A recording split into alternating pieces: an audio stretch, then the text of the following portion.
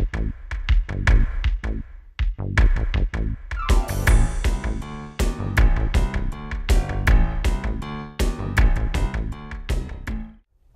welcome to Community Corner.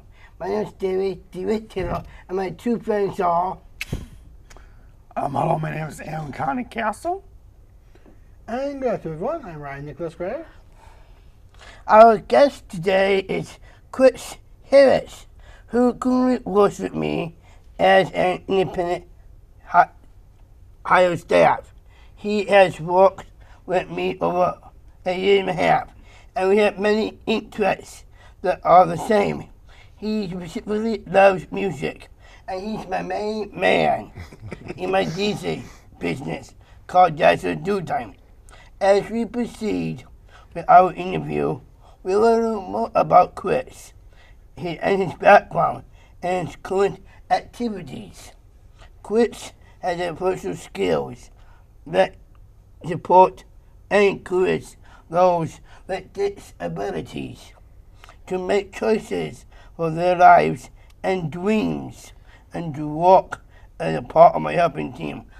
Please let me introduce you to my staff, Chris Harris. Hello. Chris. Gentlemen, how are you? Chris, good afternoon to you. Fine.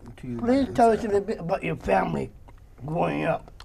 Well, I'm from Detroit, South Detroit, and rather large extended family, literally over 200 people that we interact with, and about another 250 that stays around us that we don't interact with, but we're all family. And grew up in a literal full house. At a time it was me, my mom, my dad, two brothers, grandfather, grandmother, auntie, uncle, 4 cousins. So had a very, very fun childhood growing up. Played a lot of sports, did a lot of music, and that's where set the foundation for, family and community. Is there anything else you would like to add on that? Well, just that, I've been privileged and blessed to get a lot of compliments on my character and the things that I do in the community and the way that I treat people, and it's all based on my family. So I think that's the main point. Cool. Mr. Harris, tell us about your course studies at Oakland University. Well, I'm currently enrolled in Oakland University's Master's of Counseling program. I've been there for about a year and a half, and I got maybe a year to go. And it's one of the best programs I've been in. I've been in several different programs, had several different interests growing up. But counseling to me is something that's more of an obligation and a responsibility. So I really love the program, and I take a lot of various courses like techniques in counseling, where we actually counsel each other and we videotape it, and we have to critique each other. It's a very important class.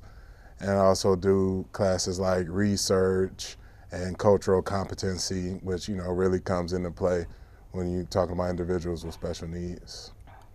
Wow. Can you please share with us your long-term career goals? Well, my career goal is, my specialization is working with youth. I have a lot of experience working with traumatized youth and at-risk youth. And that's really my calling, I would say, because I coach youth sports. I've been a youth mentor everywhere from here in Lake Orion at the former Boys and Girls Club down in Walton. I spent the summer there. And I've worked in Highland Park. I worked in Detroit, a place called Youthville. And I've also worked for Oakland County Circuit Court, near juvenile court. So that's where the base of my experience is at. So I will do something along those lines as a career, but working with David was my first experience working with individuals with special needs. And this North Oakland County is such a dynamic community out here, and you guys really touched me. So whether it's as a career or a volunteer, and I'm definitely gonna be working with individuals with special needs for the rest of my career. Do you have background in working with those with disabilities? This is my very first experience. We did have an individual at Lake Orion by the name of Gordy, who was my very first experience with someone who has an impairment, and he was just a delightful young guy, to say the least. Yeah, we got really close, and it was actually a time where the director of the Boys and Girls Club, He said it jokingly, but he was kind of upset because Gordy knew my name, but he didn't know his name. And, you know, Gordy had known him literally for like 10 years. He only known me for like a couple months. So that was, you know, probably my very first experience. But professionally, you know, working with David, you know, and all the things that he does, because he's like, I always say he's a pillar in this community. That's been my, you know, the most experience I've had in the past year and a half. How did you become involved with those with disabilities? Well, it all started when I was looking for a different job, because with all due respect to the court is more about the law, and I am a mentor, and I like to encourage and inspire youth, and that's not your place as an officer of the court. So I started looking for another job, and I came across a staffing company called Avalon Care, who was hiring for CLS workers and youth mentors. And I gave them a call, sent them my information, and got hired relatively quickly. And that's when I started working with individuals with special needs. You are an awesome guy. You really are. Thank you very much, sir. You're awesome and a gentleman. And you are a scholar and gentleman as well. Thank you, Chris. What credentials does one need to work in this field? It all depends. I wouldn't say an individual needs credentials, but what they do need is an empathic heart. You have to have an empathic heart, and you have to have patience. You have to love what you're doing. You have to know that you are a very important factor in that person's life, especially as a CLS, community living support worker, for individuals, you know, like Dave, who stays on his own. So that's the very first thing. Credentials, I would say, I would look for somebody who has a background in social work. I also have a background in social work. I was at Wayne State for about 2.5 years in their School of Social Work program. So, but to be a CLS worker, I've seen staffing agencies pretty much hire people off the street, but I've also seen people, you know, who've come into it who have, you know, like me, have a fair bit of experience. So I would say an empathic heart and patience. It's the credentials that one needs. Have you worked for staffing agencies? Yeah, I've worked for, that's how I found out about the CLS position. I worked for a staffing agency called Avalon Care out of Southfield. And thankfully, they were one of the good ones. You know, my supervisor, Eileen Boyson, was a very important person in getting me, you know, the individuals, the clients, and helping me to adjust myself, since it was my first experience with individuals with special needs. So what is the difference between a staff agency versus it being available for independent hire? Because when I hired Jeremy, my support staff, I'm just curious, what is the difference between staffing agency versus a hire? Well, a staffing agency will give you more support as far as having other individuals who can back you up if you have other obligations or you miss a day. And they also will help you when it comes to, because there's a lot of training that you have to do working with individuals with special needs, like Recipient Rights, which is the most important one. They'll bring you into the office and they'll direct you in doing that. But as an independent hire, it's pretty much your responsibility to handle all of those things. And you have a large obligation, because there's very rarely a case where there's 2 direct hires. So you have to be there for that person for their allotted amount of hours in their PCP. So I would say that's the biggest difference. Thank you, sir. You're very welcome. How did you go about investigating work in this field? Well, I'm just naturally a curious person. I just love to learn. I'm kind of a nerd that way. So yeah, anytime there's something new presented to me, I dive right into it. Like, you know, when I found I was working with an individual with Down syndrome, I would go online and I would look it up. And as the experience is mounted, I started to look further into it. So I would talk to other people who has been involved in the positions that I've been in, people who've had more experience than me. That's what I tell the kids at youth. The kids that I mentor, is that you never be ashamed to learn something from somebody who knows more than you. And even if that person is 10 years younger than you, you know, if they know more than you, then you should learn something from them. So my own investigation, most importantly, talking to people who've experienced it. Do you need training to stay current? To stay current? Yeah, Well, like I guess up to date. Yeah, the recipient rights is really important. Recipients rights training is something that we have to do. I think every year it has to be updated because the recipient rights is really the cornerstone of this type of work. And the recipient of the services has a certain amount of rights that you can't infringe upon, that you can't, you know, step on is what I would say. And that is something that, especially dealing with staffing agencies, that's why they make sure to bring in all of their employees, because this is a very important job, not just for, you know, the community and for the individuals that you're servicing, but also for, you know, the funds that, you know, we receive. So you have to be up to date with all of your training, all your certifications. Okay. So, Chris, tell me, what types of paperwork do you need to fill out and submit? Well, there's not much paperwork as far as getting a job as a CLS worker, but like I said, the trainings is, you know, things that you have to submit, like the recipient rights. We also have to do first aid and CPR. I've been trained in that at my school, Oakland University, and we also have to, yeah, go Grizz. We also have to do things like, you know, biohazards and infectious disease and things like that. Biohazard? Yeah. Never heard that word, bio. Yeah, it's What? a biological hazard. What types of records must you fill out on those with whom you work with? Well, the records aren't really a responsibility of mine. I think record keeping is more along the lines for individual support coordinators and administration of the staff and agencies. The kind of records I keep is only really my timesheets. I make copies and keep track of all of my timesheets. Do you need to have any credentials to do this work?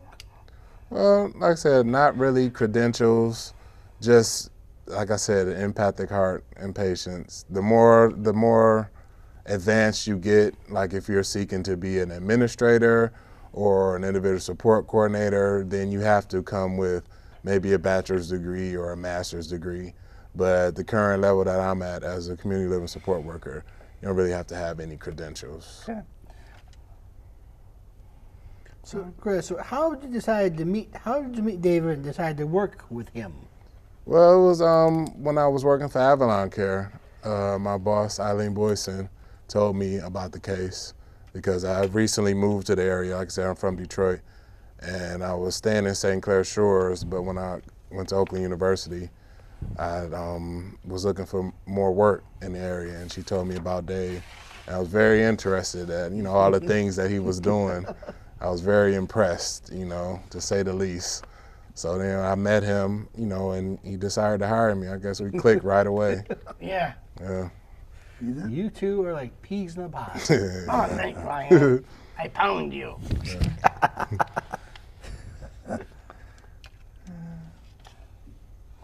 Are you involved in planning a weekly schedule? Yep.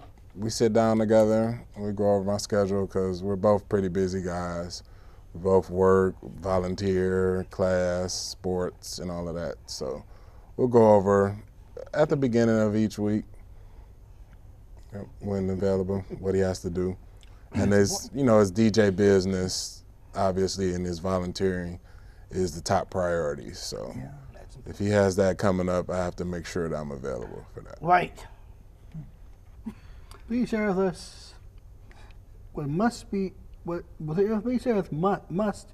scheduled in order to be paid. Oh, you have to document the hours that you work, the time you started, the time you got off, and per Medicare, you have to be with that individual. So it has to be something that you're with him during that time, with him or her during that time to get paid. And you also have to be working on goals for the person-centered plan that each individual has to do. Okay. Yep. Cool. Chris, do you have any other jobs? If so, what types? Well, I coach youth sports. The most recent job I had is at Ultimate Soccer Arena in Pontiac. There's a summer program called Project Excel for inner city youth in Pontiac, teaching them the game of soccer, which I love. So I've done that for, I think it was finished that up maybe 3 weeks ago. It was a 6-week program. And I also coached with I-9 Sports, which is a local company. I worked with Rochester Schools in their after-school program. How That do you soccer's keep fun. track of your busy schedule? Well, it's all about time management. Time management, knowing what you have to do, like I tell you, knowing what is a priority, what needs to be done versus what you want to get done. Exactly. Do what you need to do first, and then you can, handle everything else afterwards. And, people always, ask me where's the time for me, but I always say everything I do is for me because I love what I do. And I'd rather be busy doing something than busy doing nothing, which is what I tell the kids as well. What are your career goals after your education is done? Well, like I said, I'll be attaining my master's degree in about a year, maybe a year and a half. And I'm considering starting a practice. I have several ideas for a practice, but I'm staunchly against capitalism. I don't like money at all. So I don't want anything to permeate, what I do with youth and with the community by having my own business that's involved in, what I do. So I think I would be comfortable working at an agency, work with at-risk or traumatized youth. Through my experience, I have, several connections that, will welcome me, to be a staff person there. But also, I'm heavy into sports and, fitness. So I will be, continuing to do some coaching. I'm a staunch advocate for Pilates. I love Pilates, so I'll probably get a certification in Pilates and, put all that together. I'm all about, holistic wellness. That's the whole person. So that's what I'll be doing. So before I close the show, have you worked or supplied you with various learning scenarios? What's that? Can you repeat that, please? Has your work supplied you with various learning situations? Oh, yeah, very much so, very much so. Every opportunity that you step into is, an opportunity to learn. So, like I said, I've been at, we've been to conferences. We're literally 1,000 people there. And I've been in, very small meetings. And in each opportunity that's there, I've learned something different because I live by just one motto that every individual has something very specific to teach you about life, about the variety of life, because you can only see out of your own eyes. So I can only know you if you tell me about you. And that's, really why I'm in the counseling and social work. Do you have a funny story to say about your work experience? Funny story. With this guy every day is a hoot. He's a walking comedy show, this guy. Great. Why you make me do it? No, I don't. Yes, you do. Yeah. So Don't I would Gary say, Dow. gentlemen, I would say that try to think of one funny one, or one specific one. I can't think of. Okay. Remember our very first day at Oakland County Animal Shelter? Oh yeah. Yeah. I was going out to walk a dog, and that rascally critter took off on me. And I tried to get him. He stopped.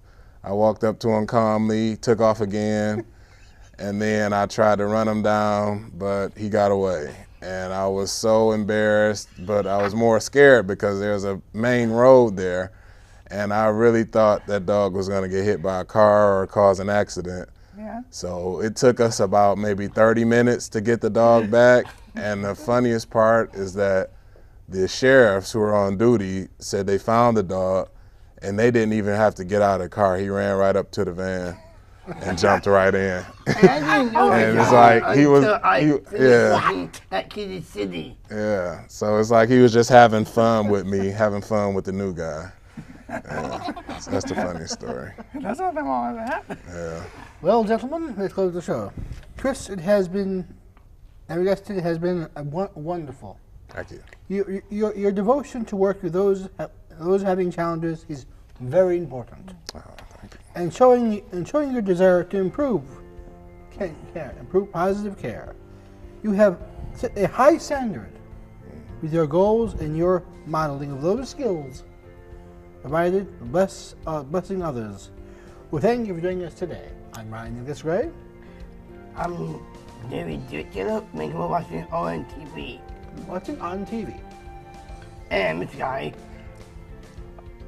My name is Aaron Karnig. You have been watching on TV. See you next time on Community Corner.